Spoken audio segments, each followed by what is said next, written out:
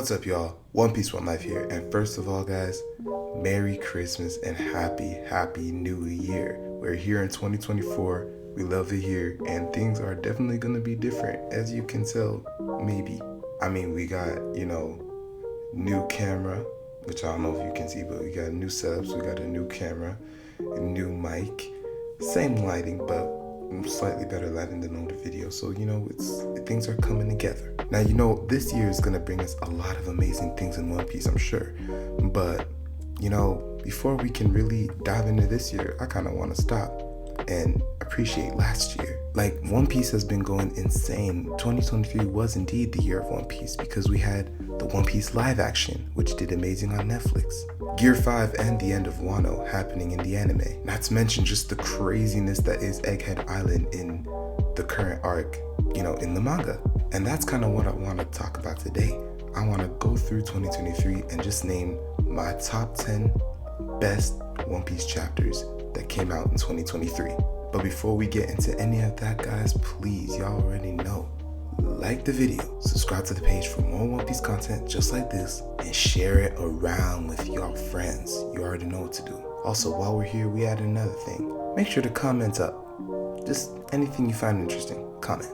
I'm waiting. So really quick, before I get into that, I just want to do a kind of shorthand review of 1102 and 1103, which are the chapters that I missed because of the fact that I was not in America with my recording equipment. So in 1102, it's really cool, we're just seeing Bonnie's rise to stardom at the same time as, Luffy and all of them, and she keeps getting close to Kuma, trying to find him. He keeps popping away at the last moment, even though they do be on the same island a lot of the time. It does reframe the way that, that chapter reframed the way, at least for me, we understood and saw Kuma's story, his entire involvement throughout, like, current and recent One Piece, right? Because everything from like Thriller Bark to Injaya, the meeting with the warlords, and then, of course, Sabaody, we now know that all of that is different because he still had his memories. We know his personality. We know that he's even trying to help the Strides because he still believes that Luffy is going to be the man to liberate the world. And it just, that chapter just really went to show us, like Vegapunk said, your death is nothing but a nuisance to everyone who knows and loves you. You're him. So, now we're back in the present. Bonnie being captured by Saturn, about to die, all of that. 1103, we did learn some pretty interesting things via Saturn, because Saturn's the one who told us, that he confirmed he's not Bonnie's dad, because that was a conversation happening. But yeah, the official confirmed that wasn't the case. He was the one who gave her sapphire scales, which means he constructed this entire situation. And apparently also, you can extract a fruit's essence and infuse it with a child or something without the child actually having to eat the fruit. So that's probably gonna come around again. Also, that means my theory was technically correct. Bonnie tries to attack Saturn. It seems to fail because her powers seem to rely on the concept of, a kid's imagination being, kind of limitless, and the more things are kind of defined for you, the more limited the power is. And then Kuma just arrives and, saves his daughter. He pulls a better ace than Ace did. And best believe bro was ready to rock his jaw. Now let's get into... This is better. Now let's get into the top 10 chapters of last year. Starting with number 10. 1088, the final lesson. Now, everything about this chapter, it was just... I love it so much, right? Because you have phenomenal Kobe Stocks with the Honesty Impact. Yes, the name is Honesty Impact. No, it doesn't matter, because Kobe blew up. That was like a Zoro level, Dressrosa Zoro level feat that Kobe pulled off. I didn't know Kobe had that in him. I'm not gonna lie. Of course, you have Garp just leading the charge of the whole situation, but then ending up being captured or, dead, depending on what you believe in. And then, of course, our return to Egghead. That was the last chapter of, the extended Egghead break that we had, something we had never seen before in the series. On to the next, which is number 9, chapter 1092, the Tyrant Kuma's rampage through the Holy Land. Now, I can't lie. This was the chapter where Akainu finally stood up and did something, so I was happy about that, because all of post-time skip, man, was just writing checks and answering emails, and I said it had to stop. So of course you have Akainu versus Kuma, which wasn't that long, but still great. Back on Egghead, we had Kizaru versus Snake Man Luffy. That wasn't doing much. Luffy got kicked through that dome, and people were trying to fend off Kizaru, nobody could do it. And then you have that final grab by Gear 5 Luffy. And I think this is something else that everybody else forgot. The Iron Giant is still awake. Till now, we don't know what it's for, but it's awake and it's coming. Number 8, 1081, Kuzan, the 10th captain of the Blackbeard Pirates. So this one was just a really great Kuzan chapter, So you have, of course, the fight between Garp and Kuzan, where Kuzan is literally boxing. He has a cold line. You just happen to raise a lot of enemies, don't you, Garp? What a cold line. Of course, you have Kuzan officially being branded, or I guess we knew, but Kuzan's explanation of how he became part of Blackbeard's crew with the flashback, seeing that even though these are some of the 10 incredibly infamous powerful pirates, Kuzan the Admiral froze them instantly. In a 10v1, because we get mentions of the man marked by flames, we see that he, apparently causes whirlpools, rides around on the black ship, so that's going on. And then you have, of course, the tragedy at Wiener Island, which was, Blackbeard decimating Law's crew, destroying the Polar Tang. Law can't be a pirate no more. But wait, there's still one more thing that shined about this chapter. Sulong Beppo stocks. If y'all saw my top 30, Sulong Beppo was an honorable mention. Number 7 is going to be chapter 1100, a landmark, and that's just Thank You, Bonnie. So of course Kuma's just remains to be a saint, but this is the chapter we learn Saturn really is Kuma's biggest op. Like before at God Valley, it was just, slave, which obviously when you say it like that, it's still a big deal, but at least you could see how St. J could get interested. This had nothing to do with him, but he's gonna put his slimy mitts all over this project. And then of course you see all the warlords reacting to Kuma's joining. So you see old Crocodile and Nico Robin when she was still Miss All Sunday. You see Ace, you see Jinbei, you see Moria, you see, Mihawk doesn't care, Boa doesn't care, but still Doflamingo and Sugar, and then they're very curious, what the hell is he doing at Fuchsia? I mean, we now know that it was just checking on him, it wasn't no Terminator thing, but still. As for number 6, it's gonna be 1102, the life of Kuma.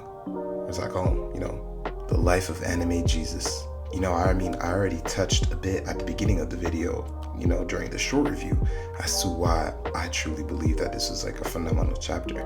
But just the fact that we see the context of Kuma's life changed so much, and through his involvement in the story because of this new understanding about his character that we have. Kuma really is a martyr in every sense of the word. He was the best of us. Okay, but now we're getting into the top 5, alright? And coming in at number 5, we have 1079, the Red-Haired Pirates and Emperor's Crew. And you know what? I even forgot that this happened at the beginning of the chapter, but you had that small flashback of when York was talking to the Seraphim. No one cares, because this was the chapter that all of my hopes and dreams came true. This was the chapter when we saw 2 things that I had been waiting to happen. The first, Shanks making a move, a named attack, anything, showing us why he Shanks. And B, Kid getting packed up. I don't want to hear anyone talking about useless Captain Mid ever again. He's dead. It's over. Kid fans, it's over. I'm sorry. My rage got the better of me. But yes, Shanks annihilates Kid and his crew. Let's not forget that. The Kid Pirates are done. We have Dory and Brocky's disgusting attack strength. I feel like that move, that Hakoku move that they did is probably somewhere around the same strength as the Hakai move that Big Mom and Kaido did. Maybe a little less, but not that far off. So of course the Kid Pirates are eradicated, and meanwhile we saw a Blackbeard ship sneak into Egghead. So we still have Katarina Devon and Lafitte to deal with. But then never forget, we also got some of the greatest pirates to ever did pirate. Padded Toe Garatoni, Gravetooth Fugar, and my personal favorite, Paniki Pururu. Nah, I can't never say her name while being serious. Let's get on to it. Number 4 is going to be 1080, the legendary hero. So here we learn about, the Cross Guild's star and crown bounty system, with a star being worth, I think, 100 million, something like that, and a crown being worth $1 billion. And, we just see the way that the Cross Guild is working things out. A potential alliance between Blackbeard and the Cross Guild. We see amazing new devil fruits for the Blackbeard pirates, especially because they're not zoning, thank God. Like, we're done with zones, except for Stronger's mythical Pegasus, but we don't count that because a lot of them are paramecia. So, we have Pizarro's island fruit, Vasco's basically liquor fruit, confirming that the name of Salmon Wolf's fruit is in fact the, Decanomi, so that's what, huge or big fruit. And then we also see swords people in action too. So we see Hibari and her rifle that shoots out something that makes other rifles only shoot out flowers. We got Kujaku's whip fruit, which is crazy. Bruce's Gunyo no Mi, I'm assuming clay. We don't know if it's a Logia. I'm assuming it's a Logia. And then of course Garp is here. Galaxy Impact is the greatest hockey feat we have ever seen. Period. But here we are now getting into the top 3. Third best chapter that came out last year. 1085. The Death of Nefertari Cobra, or as I like to call it, Lordom. So first of all, what the hell is Emu? Genuinely, we have no idea. All we do know is that they, as well as the Gorosei, are combatants, which is great because that means that Emu's obviously going to be current top 1 in the verse. We see Sabo and Wapol actually seeing Emu, which means that the revolutionaries are going to soon know that, well, I guess they do know now, that because Sabo told them that Emu, there is somebody up there on the throne, which means they have to make their move soon. Emu speaking for the first time, and the words that they speak is Nefertari D. Lily, so something about Vivi's ancestor. Oh, and while we're on that, Vivi's family is part of the D clan, and then Cobra is actually killed. This wasn't a joke, this wasn't a fake out. Cobra is dead, and Vivi is missing. Well, not missing because we know where she is, but to them, she's missing. Now coming in at number 2, we have 1094. It has a long-ass chapter name, but I'm just going to say it's just St. J. Garcia Saturn. It's Saturn's chapter. We all know what it is. So first of all, OUTTA, I don't know what you're doing. Stop coming up with devil fruits like the ride fruit, bruh. Please. But that ominous panel where all the strong fighters stop their fights because they know, they sense something crazy is about to happen. And then Saturn the devil literally rising up out of some kind of eldritch pentagram magic circle thing. What is that? Do you know how him you have to be to say that a Commodore's and below can't even see you? Do you know how strong a Commodore is? You probably don't. So for context, Smoker was a Commodore at the time of Alabasta, I think. Okay, I just checked. He was promoted to Commodore after Alabasta. But still. And then, I'm just gonna say it. Yonko over Admiral, because Gum Gum Stargun did floor Kizaru. Yes, they had it back and forth. Let's not lie. Luffy won that fight. We can agree on that, right? The number 1, in my opinion, best chapter that came out last year, it's 1096, Kumachi. Or as I call it, the God Valley Hype Fest. Guys, you knew it had to be this one. I mean, first of all, I just find it hilarious that Ginny, some small child who's less than 10 years old, it was the impetus for the greatest event in recent One Piece history. But besides that, let's recall everyone who's at God Valley, right? Seeing the Rocks pirates in their entirety, except for Rocks himself. But you see Kaido, you see Big Mom, you see Shiki, you see people who may even be Wang Ji and Silver Axe, Captain John, Glorioso was apparently there, Stussy,